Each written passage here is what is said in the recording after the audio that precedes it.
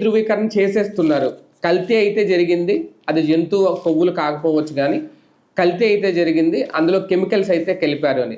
ఇందులో అధికారుల భాగస్వామ్యం వరకు ఉంది ఎంత అని అనుకోవాలా, జగన్ భాగస్వామ్యం ఎంత ఉంది అని అనుకోవాలి? వీళ్ళు చెప్పాలనుకుంటారు జగన్ భాగస్వామ్యం ఏది వివేకానంద రెడ్డి జగన్ చంపేశాడు అన్నట్టు, ఇది కూడా జగన్ చేశాడు అన్నట్టు ఒక సెంట్రలైజ్డ్ పాలిటిక్స్ దగ్గరికి తీసుకొచ్చే ప్రయత్నం చేస్తున్నారు.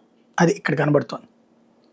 అంటే ఒక ఈవోనో ఒక చైర్మనో తీసుకునే నిర్ణయాల వెనక జగన్ అది కాదు, రాష్ట్రం అంతా ఓ వేలాది ట్యాంకర్లు జగను దక్షిణ కొరియా నుంచి తెచ్చి, ఉత్తర కొరియాను దక్షిణ కొరియా నుంచి తెచ్చి వాటిని జగను అన్ని గుళ్ళకి సప్లై చేశాడు డైరెక్ట్గా. ఇది వీళ్ళు చెప్తోంది.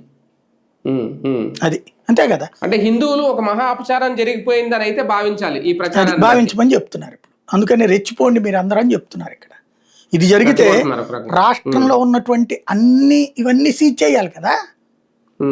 నెయ్యి సప్లై చేసి అన్ని నెయ్యి కేంద్రాలు సీజ్ చేసేయాలి. ఎందుకంటే ఆ కేంద్రాల తరపునే కదా వచ్చింది.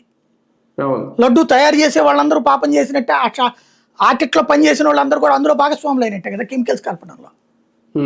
కూడా మనం తిన్నోళ్ళందరూ ఈ పాటికి ఏమైపోయి ఉండాలి ఆ కెమికల్స్తో తింటే.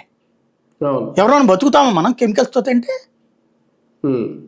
ఏం మాట్లాడుతున్నా మనకేం అర్థం కాదు. సార్, ఒక రకంగా హిందుత్వ సంఘాలు కూడా దీంట్లో ఎంతవరకు స్పందించాలో అంతవరకే స్పందిస్తున్నాయా? దీన్ని వాళ్ళు కూడా ఒక రాజకీయం చేస్తున్నారు.